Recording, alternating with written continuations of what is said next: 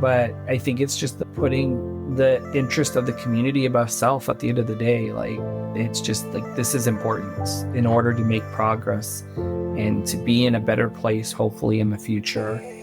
This is just what needs to be done.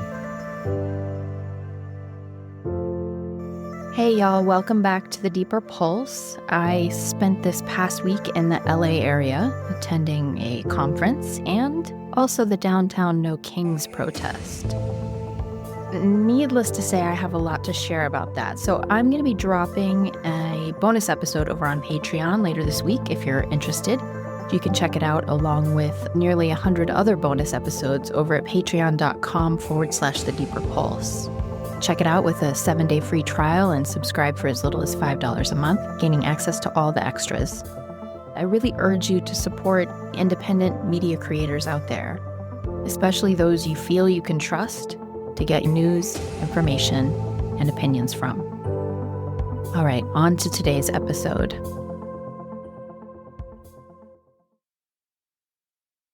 It's really great to be back here on the pod with you. As I mentioned, I've been in LA County for the last week or so, and I ventured into downtown Los Angeles where the supposed quote-unquote riots were happening and found only tens of thousands of peaceful protesters and concerned citizens letting their voices be heard. So again, I'll say more about that over on Patreon.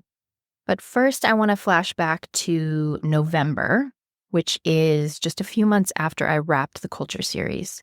And at the time, I was feeling pretty fried and more than ready to step out of the spotlight for a while. But as it happens, the best conversations seem to just find me. So later that month, at the end of November, I had the pleasure of sitting down with a good friend, David Gallegos Roybal, for a Culture series bonus episode, which I titled Coming Out in the Pentecostal Church, a story of cultural heritage, hope, and faith in what matters. And if you missed it, I am dropping the link in the show notes because it was a really touching and insightful conversation.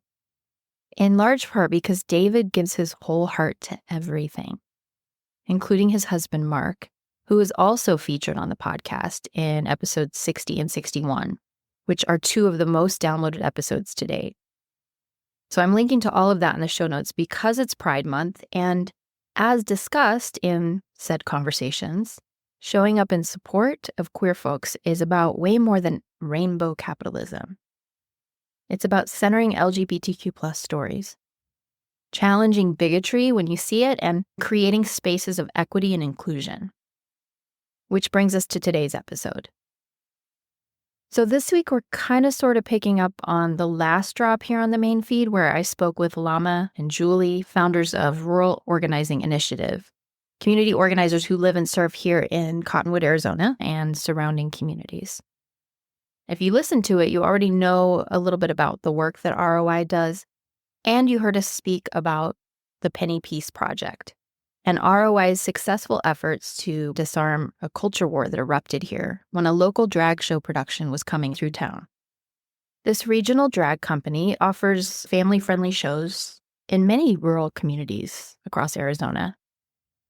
Nevertheless, this particular detail, the fact that children would be in attendance, sparked some immediate backlash from local conservative organizations and religious leaders in my area, and it even attracted the attention of right-wing militant groups like the Proud Boys.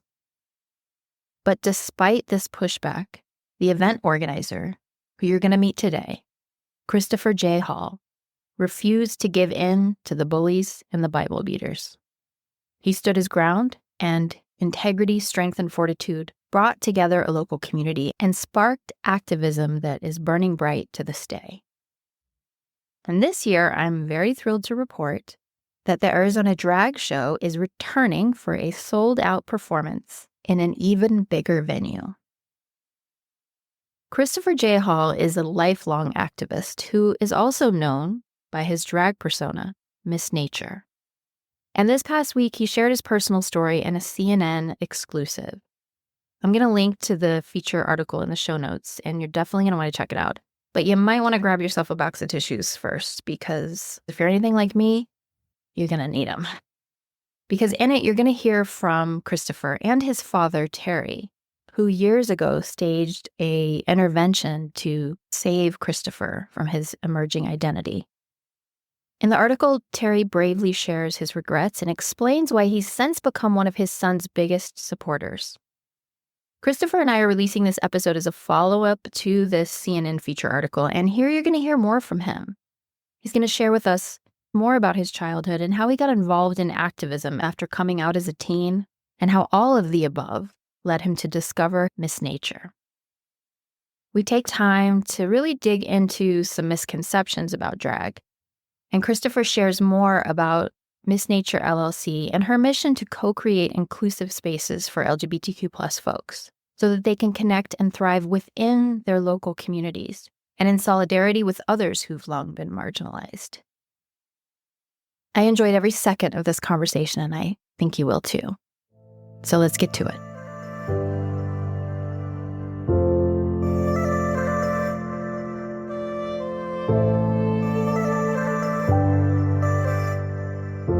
Thank you so much, Christopher, for agreeing to be on the Deeper Pulse. It's so great to sit down with you again and have this chat. Well, thank you for having me. Truly, truly honored. So thank you. I've been really looking forward to this, and I'm excited for listeners to get to know you. Do you want to introduce yourself? My name is Christopher Hall. I'm the director of Miss Nature LLC, born in Phoenix, Arizona, but currently I reside in Tucson, where I've been since 2013. Yeah, and just for the listeners out there, I learned about your work from actually a friend invited me to a Facebook group, and it's Pride in the Verde Valley Facebook group, which I was thrilled to even know existed. And I want to thank you, as somebody who doesn't even live in the Verde Valley, for holding space for those of us who are like-minded to come together. What inspired you to create that community? So for me, in doing events in the Verde Valley and often finding that events weren't necessarily being shared or it was very one-sided. There are a number of groups that exist in the Verde Valley, but a lot of them seem to be right-leaning and seem to post what it is that they want to post. They want to silence marginalized communities, and then not only not being able to share, when you do share, let's just say you were to have a conversation, somehow things get deleted. And I'm just like, there needs to be a space where things can be openly shared, where hate and bigotry and intolerance are not welcomed, and a safe space for people to be able to share and have a sense of community, because I just feel it didn't exist. And I just felt, I know what that feels like growing up. So, while I'm at an age and an ability to be able to create something, let's do that so that, hopefully others don't experience similar things where I felt growing up. Yeah. So. Well, I really appreciate it. And especially when I've been living here for a few years and have had a certain very one-sided, as you say, experience of the culture, and to find like a soft place to land is extremely nurturing. So I just really wanted to thank you right out of the gate for creating that space, because I think it definitely was and is needed. So I'm grateful to you for that. I thank you also for being a part of that space. Just as much as I created the space, it's a working effort from all of us to keep the momentum going and contributing and making sure those spaces are successful. So Thank you. I really like to know people's why, like what motivates them, and it usually connects to our backstory. Would you be willing to go back in time and share a little bit about how you grew up and how you came to be who you are? Yeah, and you forgot the word trauma. For a lot of us, that's, but yes, I'm okay with sharing that. But as far as my upbringing, I grew up in Florence, Arizona. That's where I pretty much spent most of my life. I had an interesting childhood because my dad he worked for the feds. And so we did a lot of moving growing up. And I grew up in some of the most progressive areas, and I grew up in some of the most conservative areas. So I grew up in New York, I grew up in Pennsylvania, but I've also grown up in Texas and Oklahoma. Oh, wow. Very, very, very diverse. And the thing is I was too young at that point to really know, the politics of things. Sure. But I did grow up Pentecostal also. Okay. Everything was the devil. Harry Potter, which I find interesting because now, with J.K. Rowling being anti-trans, pretty much now they Mhm. praise her, but yet they hated her when she first came out with witchcraft. So, Yeah.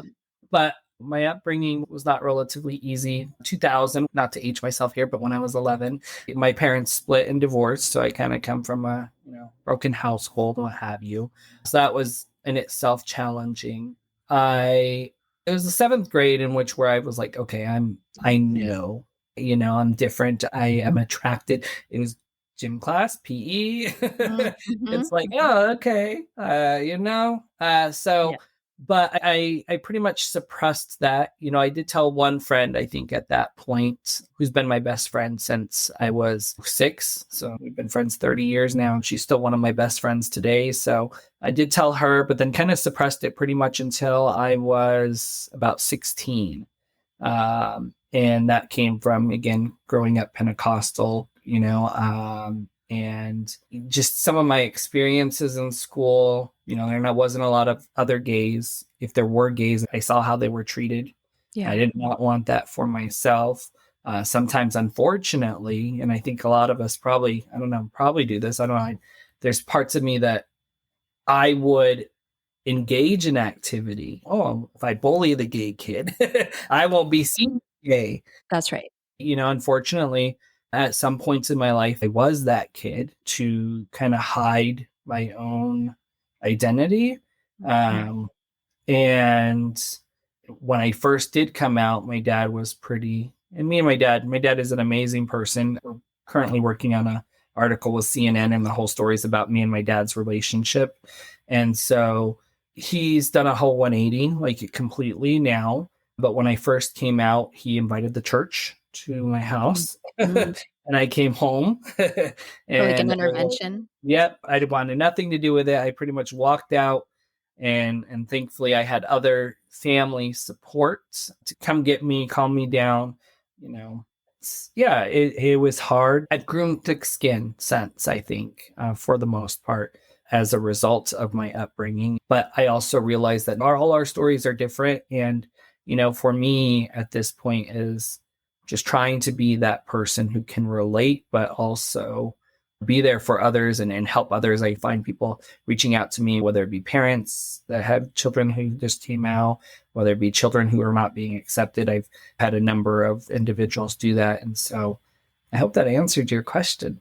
It does. And it's a difficult question in a way because of the layers of Mhm. experience and the trauma that you speak of, right? And it's interesting that you grew up in a Pentecostal environment. Did you internalize the message that there was something wrong with you, or what was your relationship to that narrative? Not necessarily from like the church itself, because I think I was going to church to please my parents or people, in the community, to have a sense of relationship. Because while, whatever they were preaching in the service, I did genuinely like the people outside of church. Generally, we get along. We wouldn't talk about topics that I wouldn't disagree with. So I'm pretty much border on the line of like agnostic and atheism, and I feel like at that time was already there. So I don't feel it was wrong necessarily in the eyes of the Lord or what have you. Right. But I did feel, because of the messages I was receiving from others, I felt it was wrong based off of the pressure being put upon me. Uh-huh. Yeah. So Mhm. your sense of belonging was threatened, not so much your sense of belief Correct. in some dogma. Exactly. That makes sense. Yeah. So were you always interested in expressive arts, performance, things like that? I want to talk about how Miss Nature came No, to it's be. interesting. No, I was never in drama. I was never in any I did cheer, but that was only because the people that came to me thought it would be fun to have a male flyer, but I'm scared of heights, so that didn't work. Uh, and they needed a male to do like the co-ed competition, so I did that. But no, not really. So for me, the way that it worked is my involvement in drag came later. to my involvement with like the community. So as you know, I grew up in Florence, and so we had a Gay Straight Alliance at the time. They were kind of the big topic at that time of high school, 2006, 2007. And it had only been around for 1 year, and the president who had started it was leaving, and if nobody stepped up, it would be dismantled. And I said, I can't see that happen. I had just come out. I had just gone through what I was going through. I said, I have to do something. So I became the president of the group, and we held many events. I found the activism within myself during that time. We did walkouts. We had dances and what have you within the community and raising money for the organization. But we did a lot of stuff there. And that's when I started working with between like 2007 and 2008. I was pretty involved, but I was observing at that time. I wasn't, I was trying to still find myself. Where is my role? How can I contribute? So I kind of worked with other organizations, Marriage Equality USA, which I don't even know if they exist anymore, at least not in Arizona. Equality Arizona, which I do know is still active. Transgender Day of Remembrance. These were all things that I was kind of participating at that point. Then in 2009, I started my own nonprofit that no longer exists, unfortunately, because I left it. I was the executive director from 2009 to 2012. But unfortunately, the people that were on the board with me didn't necessarily carry it out. It was a nonprofit based in Pinal County, Casa Grande area. And we worked with already existing LGBTQ organizations to provide services and resources to underserved areas. So we represented Pinal County, Pima and Maricopa, and Gila counties. And during that time, we had 4 Pride events in Casa Grande, often bringing, it was kind of nice because we're pretty equal distance between Phoenix and Tucson. So we would be able to bring both communities together in a centralized location, but also in a rural area that needed it. We also did youth summits in Maricopa. And then we also, of course, did annual award ceremonies honoring local community leaders who helped us. It was through that in 2012 that I did drag. It was supposed to be a one-time thing. And it was supposed to be like, okay, hey, I'm the executive director of this group. Let's raise some money. That was also the year I left the organization. And, I was like, okay, I'm getting ready to leave to Tucson and starting a new chapter. I recognize that drag has raised so much money for various causes, and I want to be a part of what I feel is a legacy, which is part of my question later as to what I feel drag is. But I don't want to do all the work. I can just go, show up. I don't have to plan the event. I don't have to take down the event. I don't have to do all the headaches and the bickering between people. I don't have to deal with any of that. And unfortunately, but fortunately, now I'm doing what it is I do. I continue to do drag, but the activism within and like the putting together and bringing community and doing events is still a part of who I am. I enjoy that. So now here I am doing the work, but now also having to perform afterward. Just more work, right? So that's kind of how that started. I started in Phoenix. I did a show. It was at Apollo's in Phoenix. It no longer exists. It's a bar that's since closed, sadly. And yeah. Well, sometimes the work chooses us, right? You have like this idea of how it's going to go, and it usually goes a bit differently. Yep. That's exactly what happened. So. Yeah. What did you love about doing drag itself? You said it was going to be a one-time thing, but you continued to do it. I mean, I know you said because it helps raise awareness and the fundraising and all that stuff, but what else is there for you? And maybe this connects to the question around what drag means to you. It's interesting because I know a lot of people do it for different reasons, right? You have people that use it for methods of escape, and, there's lots of reasons. For me, it is primarily the bringing people together, doing events. I often, between the years of 2013 and 2019, often did events outside of the LGBTQ community and working with organizations and raising funds to bridge communities together. That's what I liked. So we raised money. We worked with Wings for Women for domestic violence, women who, experiencing domestic violence and their children. Marshall's Home for Men we worked with, which is homeless veterans. We've done work with the American Cancer Society, raising money for breast cancer. I actually, for a short period, was the diversity ambassador with them. We raised money for Casa de los Niños, at-risk youth, Southern Arizona Network for Down syndrome, for kids with Down syndrome. We worked with the Autism Society of Southern Arizona, Humane Society of Southern Arizona on multiple occasions, the NAACP. So we did a lot of work, and that's what I like. Hey, you're a minority, or you're a group of individuals that have your own struggles. We're a group of people with our struggles, and yet we were able to host events bringing people from all different areas of life together with various reasons. And it was interesting because you would have, I remember the NAACP, and specifically I remember they were one of the few groups where I had to present to the board. Some people were on board, and some people were like, well, what would the national say about this? And they're like, well, actually there's a national Pride NAACP that exists, supposedly. I didn't know that.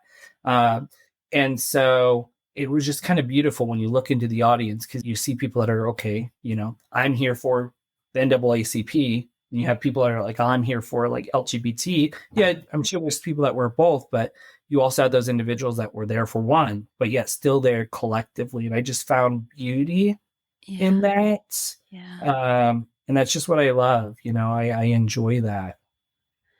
That is beautiful. It really is. And it sounds like your expression of drag is inextricably connected to activism. Yeah, I would think so, and I think that's why, sometimes I find it hard to relate to other drag, and in no way, shape, or form, everybody's story is valid and why they do what they do. But I often just wish that there were more people that I could share or connect with that, because I often find myself not being able to, and sometimes feel isolated still, even though it's really interesting, because, I'm always like, oh, we should be doing more. We need to be, more. And once we do more, and this is my own, problem that I have, I have high expectations for self, and therefore, that comes with putting on other, and so that's my own internal stuff that I have to deal with regularly. But I'm just like, okay, now that we've gotten here, because I think that's why we're in the position we're currently in politically, is that we got content, we got complacent. We felt that we got what we needed. We're done. And it's like, obviously not, Yeah.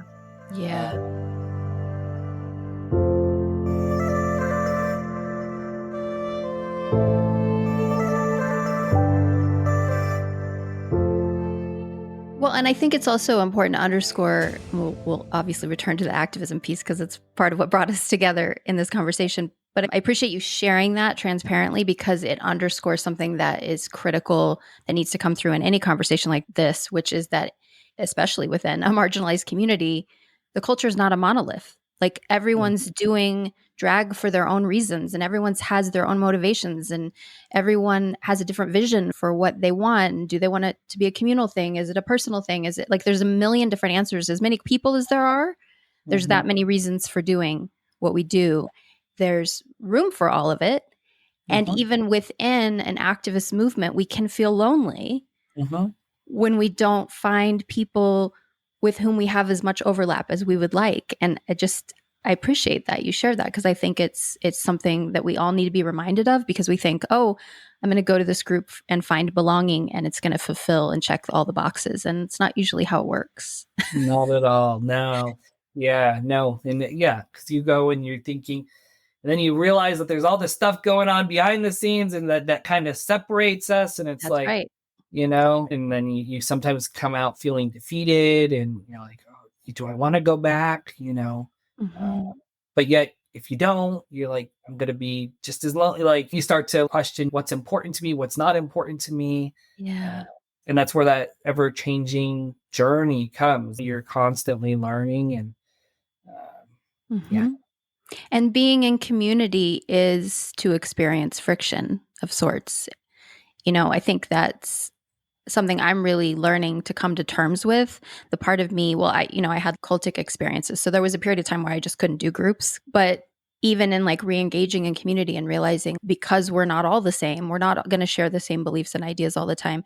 And that's another thing I love about the work that you do of building bridges between different groups that need a spotlight shined on them and need a sense of community and connection, and creating these spaces in which we overlap in our humanity, even though there's so much about us that's so different. And there's so many things we're not going to necessarily, quote unquote, agree on.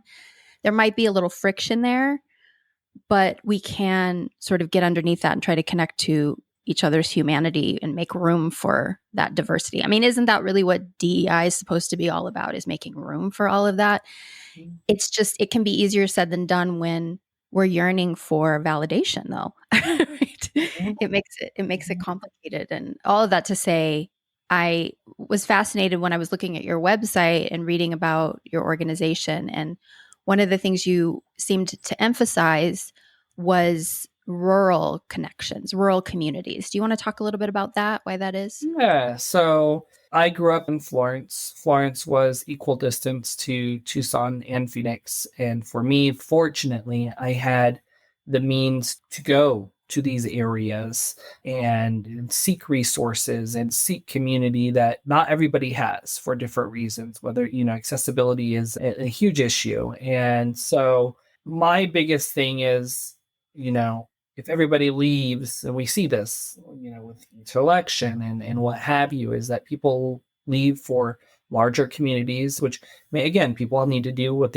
there's no faults, Sure. and people that choose to move. I just had a friend that could no longer live in a conservative area, and she was such a big influence, and she recently moved to Oregon. I get it. Like, Yeah. for her kids and in wanting them to grow up in an environment, I get it.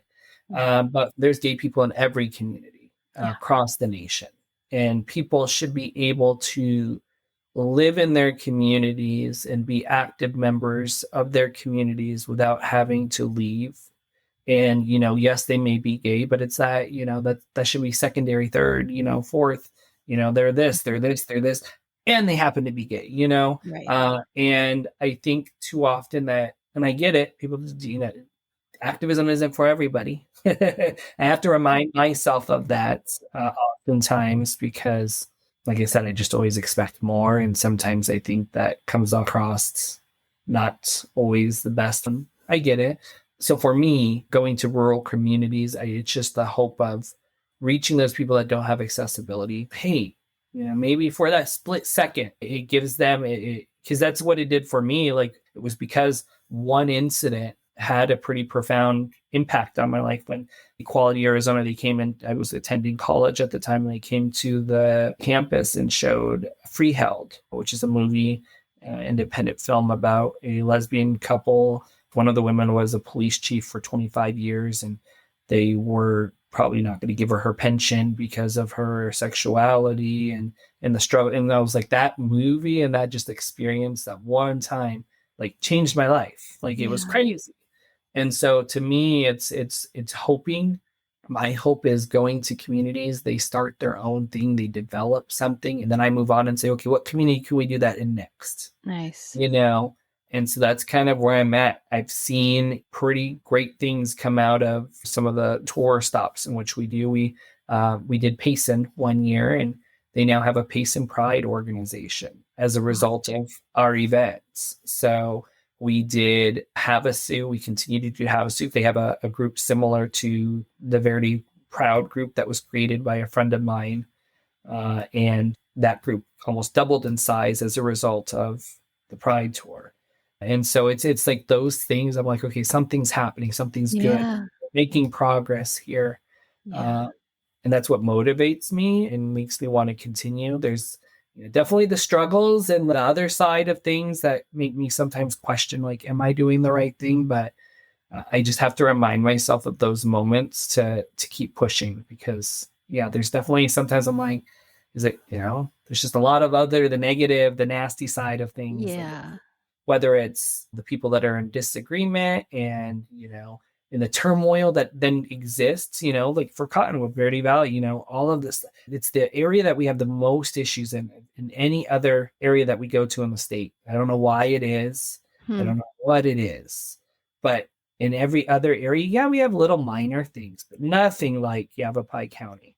And so sometimes I sit there and I think, am I doing good? Am I causing the turmoil? Am I Mm. not? So there comes like those feelings sometimes, you know?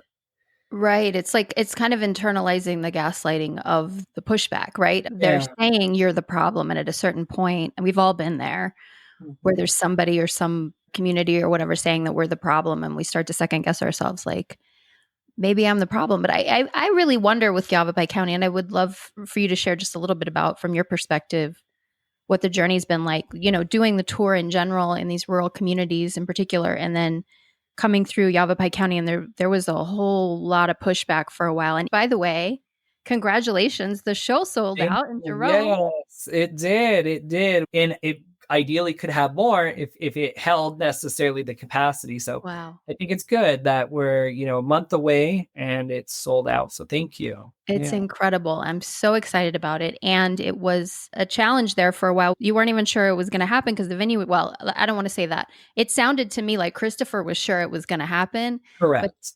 that's right, which is part of what activism is, right? Yeah. It's like making hope a verb and turning it into an actuality for the people who really need it.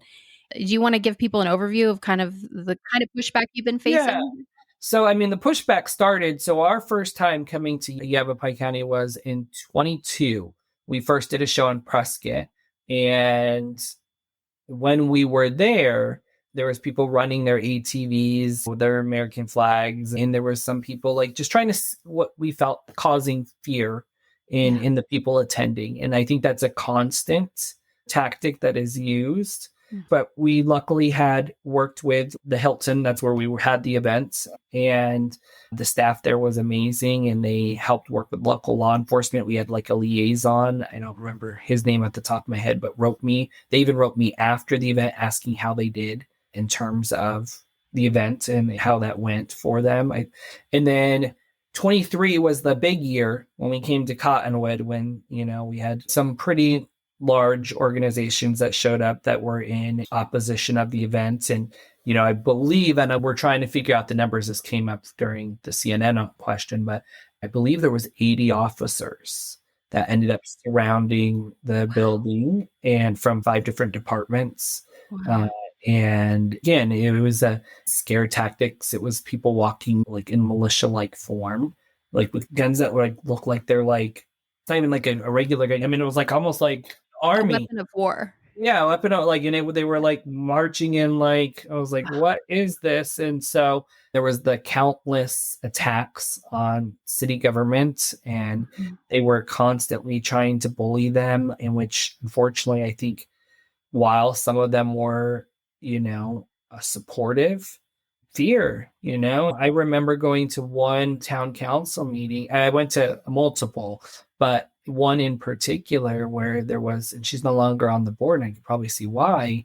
There's been a lot of overturn, but somebody pretty much went to the stand and said something about her house and not paying her mortgage because next year it's not going to be needed. And it just seemed very threat. She was implying that this person would be disappeared or Right. worse. Exactly. Right. So there's a lot of things that we've seen in that area, which is, like I said, well, okay, are we doing it? Are we not? But in working with organizations such as ROI and others that are in the area, which I am thankful, I believe, and I want to quote, I believe they didn't exist yet, and then just recently existed Yeah, in the, 2023 was when ROI came into yeah, being. And I think in response to this, if right. everyone remembers the And that's why conversation. I want to say again, going back Yeah, to that, that's right. some of the positives, Yeah. Yeah. I look back and I'm like, oh, hey, because it's an amazing organization. I just worked with them recently at the Jerome. We brought in the Penny Peace Project and collaboratively, did that together. And we're hoping to raise some funds during this upcoming event so we can do something for the community. Because another thing that I want to do in every area that we go is leave some money behind to be able to do something else. So what we're wanting to do in honor of Penny is to raise money and to do like a picnic in the park or something at a later date before the next show. We want to see more things happen, Yeah. plant seeds. And so, but I mean, like I said, we've seen some of this stuff everywhere. but nothing like yeah, but probably kind of. Well, it makes me wonder if there's a particular church here that is mobilizing There people is. seemingly. Okay. I can tell you one, the River Bible Church in Okay. 2023 was heavily involved. They even did a petition at one point to try to, and it was people that didn't even live in Verde Valley. They were getting signatures from across the nation, but they were showing up. They were the ones showing up in droves.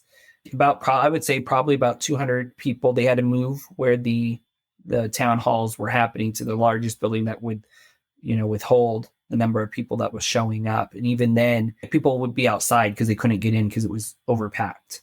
The last couple of years, we just haven't seen them. There is other individuals in the community that do try. I don't want to give them any credit or incite them to be able to, oh, well, hey, we're an issue and, we Yeah. succeeded. I don't want that because now we see a handful. Well, and this is the power of collective community activism, right? It's like you stuck it out, and folks have heard the conversation about the Penny Peace Project and sort of strategically how to respond to situations like this. It's like standing up to any bully, right? Mhm. It's about standing your ground, not taking the antagonistic bait, but standing your ground and standing for what you stand for. And like you didn't give up. You and all the people who partnered with you and all the performers who were willing to come, even though it was sketchy and scary, I'm sure at times. I mean, it's just a real testament to what we need to be doing as a country right now, what y'all have done and what you are doing. And where do you find your courage, your resolve, your tenacity?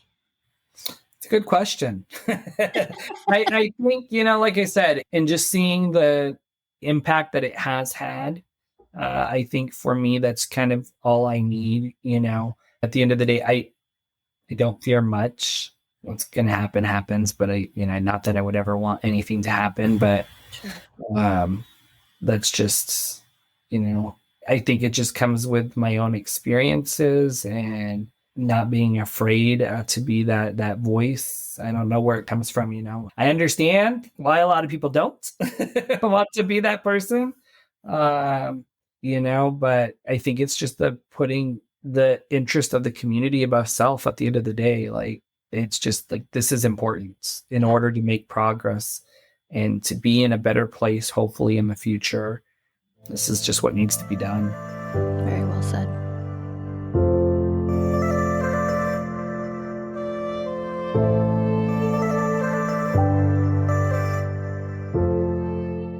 So I want to touch upon, we talk about like culture war and the sound bites that kind of catch fire and distract everyone from the real issue, which is like humans having rights and the ability to express themselves however the hell they want.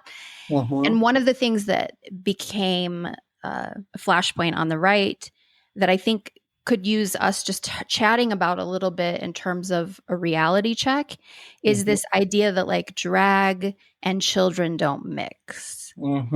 Yeah. And you've done a lot of work with children, and I want to know what you have to say about all that. Yeah, so it actually brings me to the misconceptions of drag. And so one of in which is drag is sexualized. Inherently, it's sexual in nature. And to me, this is a way to give back, as we've said. It's a way to also make a living. I mean, this is a job. It is how I pay bills. And there's nothing sexual about it for me. And I think the issue is, what people need to realize is the people that are saying that it's sexual, it's because those people are sexualizing us. That's absolutely right. Say that again. The issue is that, it is not us. The people that see us as being sexual are the ones who are sexualizing us. And therefore, it's something internal that they, we all have our own journey, and it's a journey they need to go through as to why they're sexualizing us, because honestly, there's no reason. I'm just at the end of the day trying to make a difference and trying to make coin. Like I said, it's my living at the same time. So you had asked something and it brought me to that idea about the children and working with the children. So prior to doing this, I used to work on the private side outside of drag. I worked with kids a lot in terms of my professional career as well.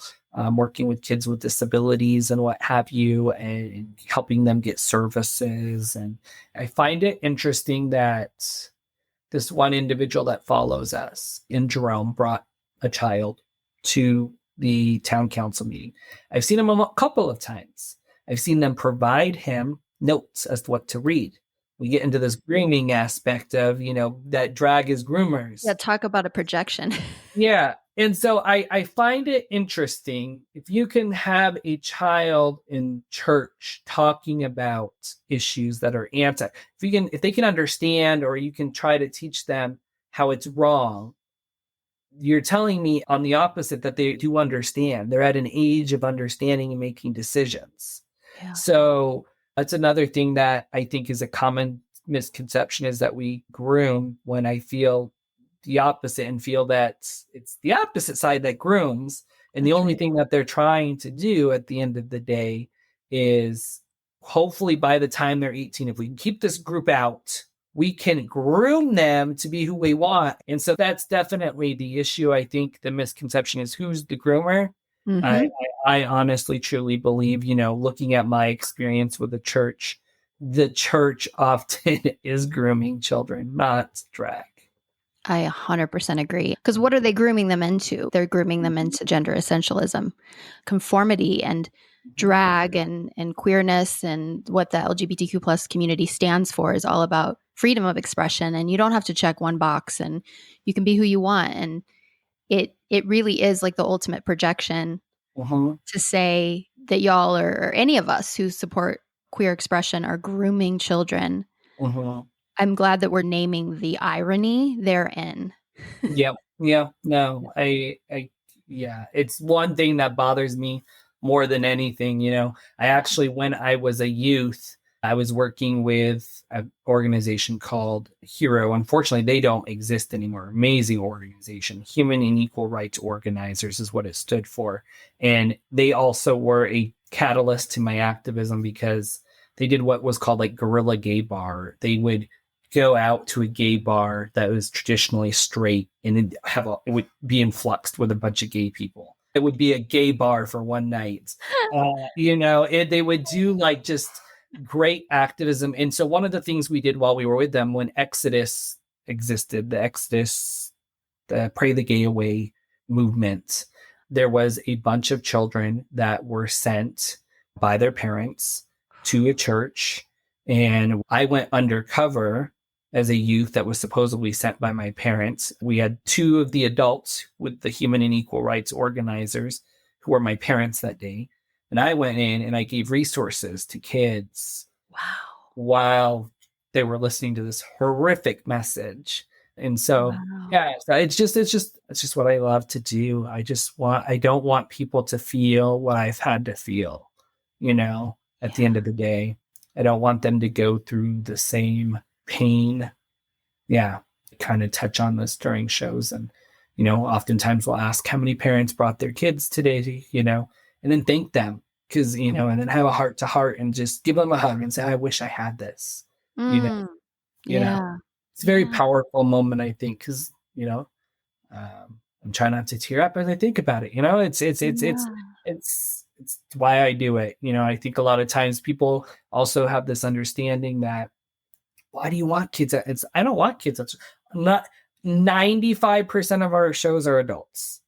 Yeah. There's a small percentage of kids who do go, but they, for whatever reason, get the focus. They're trying to, it's like I'm hoarding in people, like, come on in, children, like, please. They cannot attend without an adult to the show. People sign contracts. Their music will be cut if at any point their performance became not appropriate. A lot of times people who have actually attended, the people that are complaining are people not attending shows to be able to speak on what it is that the show is. People that do attend compare more so to Disney Princess than we get compared to, I think that's another misconception. There are adult rated shows, and there are a lot of things that people see online that, I have always been, having worked in these environments, I've always seen like, hey, we need to be cautious about what we do. Before we got to the area where we're at now, the climate we're in, before I was seen as very like, why is Chris so strict? Why is Chris, right? He's stifling my art, So when we talk about misconceptions externally, I think there's some I- I've seen it, and I was trying to hopefully at least locally prevent. What happened globally is beyond my ability to do anything, but locally speaking, I was trying to not necessarily inhibit people from doing their art. I remember one entertainer, he wanted to do like naked cowboy during the event, and it was like, at that point it was during the pandemic, and I'm like, we don't know who's going to be watching this content online, and online, I don't want that to be the image that we're creating. And but I was the one that got you know attacked for, like, you're not allowing my art to, you're censoring, that's, Yeah. ultimately censoring me. And it's like, it's hard, 'cause we should be careful with what we post online. And again, it goes back to that idea, like, okay, the person who's seeing it the way they are through their lens, you know. And so that's a fence I'm still on. I'm trying to find my own journey of where I land on that, because I'm not trying to say that it's our fault as to why we're in the situation we're in. But I do feel that at the same time that I've made mistakes, in terms of we all do. There's things that if I could go back and say, hey, now knowing what I know, would I have, for instance, in Havasu, and this came up a lot in the Verde Valley, they were saying that I did the spread eagle in Havasu. And I was like, if I could jump up and spread my legs like a cheerleader does, a 16-year-old, a child, I would. I'm an old man that can't do that. So I got on my back and spread. But you, again, sexualized it, not That's right. me. That's right. It's the only way that I could do that move. Otherwise, it wasn't happening. So, Uh-huh. but again, like, it's little things, like, we just need to be cautious of how things could be perceived, because there are unfortunately people that, and we see it a lot, people that get tickets with the intent Of capturing something. capturing Yeah. something that, and making an issue that didn't need to be an issue. So that's something we deal with a lot. We have to be very cautious. That's why I think we've done a lot of security parameters. Nobody can get in without having their ID checked. We take pictures of everybody. We write down their names as it appears on their ID. In case there's issues, we can report it to the police. Nice. And I think that really, when you can identify and I know who you are and your Yeah. name, uh, Yeah. it makes people act a little bit better, Yeah, and it makes everyone else feel safer knowing that Yeah, you've taken those exactly. precautions. Yeah, Right. for sure. So, Well, I think with any form of activism, this is where it kind of circles all the way back to the beginning. We were talking about everybody doing drag for different purposes. And when you're in the lane of activism, I think it's in some ways wise to be conscientious of perception. mhm. And, in order for activism to be effective, just like there are days when I read the news and I want to burn shit down, Mhm. right? But I'm not going to actively feed that dragon because I know that's not actually going to help anything. It's going to make everything worse, right? So you do have to make these concessions and difficult decisions. And that performer's not wrong for wanting to do, naked cowboy. It's just in this context, maybe let's not do that because of our larger aim, right? So I think those questions are difficult to navigate. And again, I just want to celebrate the lane in which you're doing this in and say, from where I sit, I appreciate the fact that you're being conscientious about these things because I think you're going to get greater traction. And we can see that, like the impact that you've had. And I know it must be really challenging sometimes, but that's the beauty of working with people who are free is there's Right. friction. Yeah. I was in a cult, so I know what it's like to hang out with people where there's no friction because it's designed to be that way. There's parameters around the way we express and think and behave and it is more quote unquote peaceful. But what kind of peace is that really? Mhm. And if we want the world we say we want, then it's going to be messy and it's going to be complicated. And I Yeah. think you're navigating all of that beautifully. So Well, I appreciate that. yeah, It's a struggle, but it's something I have to remind myself of daily. So, yeah.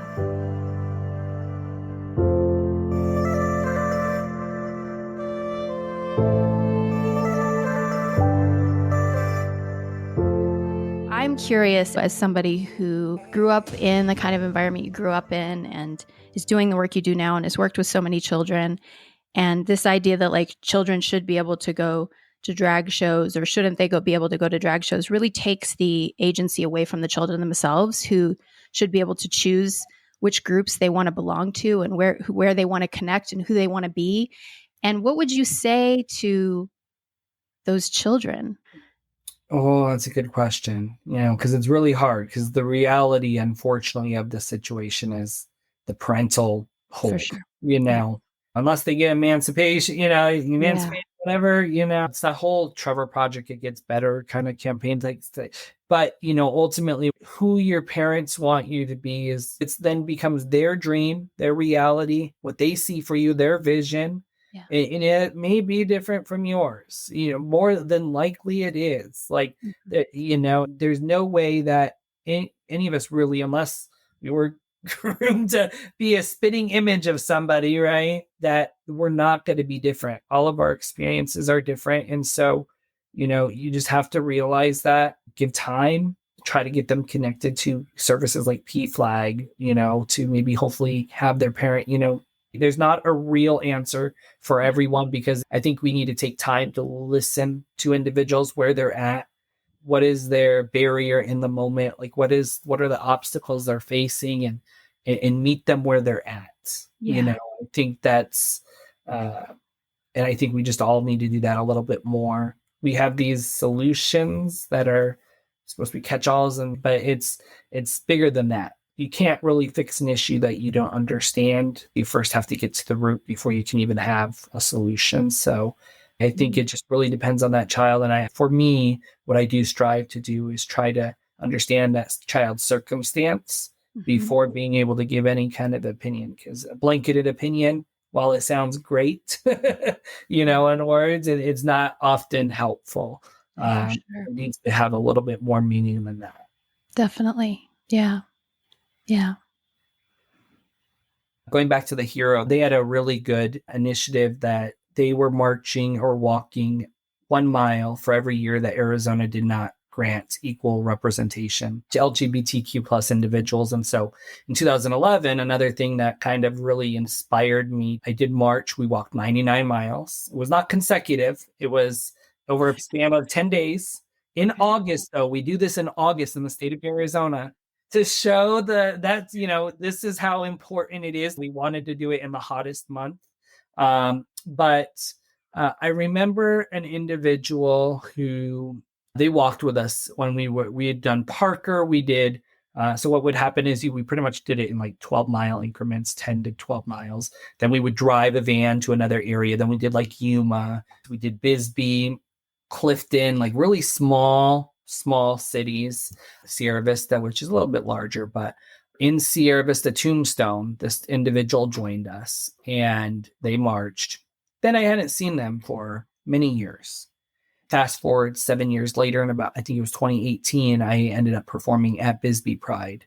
And that child was there with a flag that we all signed when we marched with them in 2011. Wow. And they say they carry that flag every day. Oh. And so for me, that was just like, again, this is why, this is exactly why. It's those little moments that, I hope that someday the people that are on the fence, they take some time to like just hear those types of stories and the difference that it makes, and hopefully, have a change of heart. And then in terms of the tour, like you said, we're excited this is our largest year by far. So that's good. I think we did 6 this year, but between those 6 shows, we're approaching 1,300 attendees over those 6 shows. And in 2026, we are looking to branch into New Mexico and start Nice. Well, I appreciate that you're creating spaces, especially when we're talking about indoctrination and where's the grooming really coming from and what's really being chosen for these children and where do they have their agency, all that stuff. It's like, if we just open more doors for them to walk in, rooms for them to explore and potentially walk out of or stay in, I mean, isn't that really what it's about? It's not about having the perfect answer to the questions, and you're creating these spaces in communities where they're so hard to find. That's one of the things that I'm just like so fired up about your work, is that I moved here to this little town of Cottonwood, 2 years ago. And I was like, oh my gosh, from Portland, Oregon. Yeah, the opposite of what my friend just did. That's right. And Yes, so I get it. I get why your friend, some days I want to go back. But where there's so many resources for right. somebody who's searching, and being here for a number of years. Now I'm a queer woman, but I'm in a heteronormative relationship. So I pass in the culture. I have the ability to be invisible around it if I Right. want to. And that's a privilege in and of itself. But having this sense of there's nowhere for me to plug into that here. And for you to bring it, which it's already here, it's just a matter of everyone's, Exactly. it's diffused. It's like, it's not all together. And that you're going to these places and creating opportunities for people to come together and realize, oh shit, there's a lot of people in this room. I'm not Right. alone. Is just such an amazing gift, especially right now. And it also takes more courage than ever. Yeah. And I just admire you so much. Oh, thank you. I appreciate that. And thank you for this. You have a platform you're using, seems like you're doing similar, creating a space. And so I thank you for the work you're doing and look forward to following your journey, Yes. And I can't wait to come to the drag show. Yes, I'm excited. Yes. It's really weird because I'm excited. But I'm just like, work first. I have to do this. Work. It'll get to an exciting point once I'm able to like breathe. But yeah, I'm excited. I understand that too. And in a similar way, I'm so excited for this episode to roll out, and I have to do all the production work on it first. So we'll be excited together about these projects when they come to fruition. How does that sound? Sounds perfect. Sounds great. Thank you so much, Christopher. Thank you. You have a great day. You too.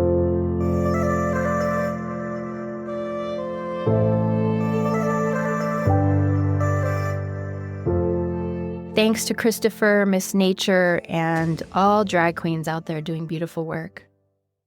Just yesterday, I was texting with my bestie about this episode, how it's about to drop.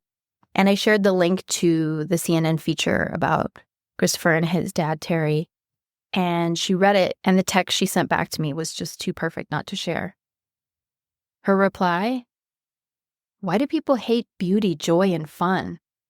Drag queens have always and will always exist, and thank the gay gods for that. Hear, hear. All right, I'll see you back here next week or over on Patreon for some bonus content. Again, that's patreon.com/The Deeper Pulse if you want to learn how to support this work. And listen to this week's bonus release where I talk about what it was like to gather with thousands of Californians to protest Trump and his racist policies toward immigrant communities. It's a lot right now, and it feels like there's no end to this administration's destructive aims. But that's exactly why we have to keep speaking out and showing up. So I'll see you back here soon when I'll be dropping another Pride Month release and a solo episode where I'll be sharing more personal stories and taking a critical look at gender essentialism. Bye for now.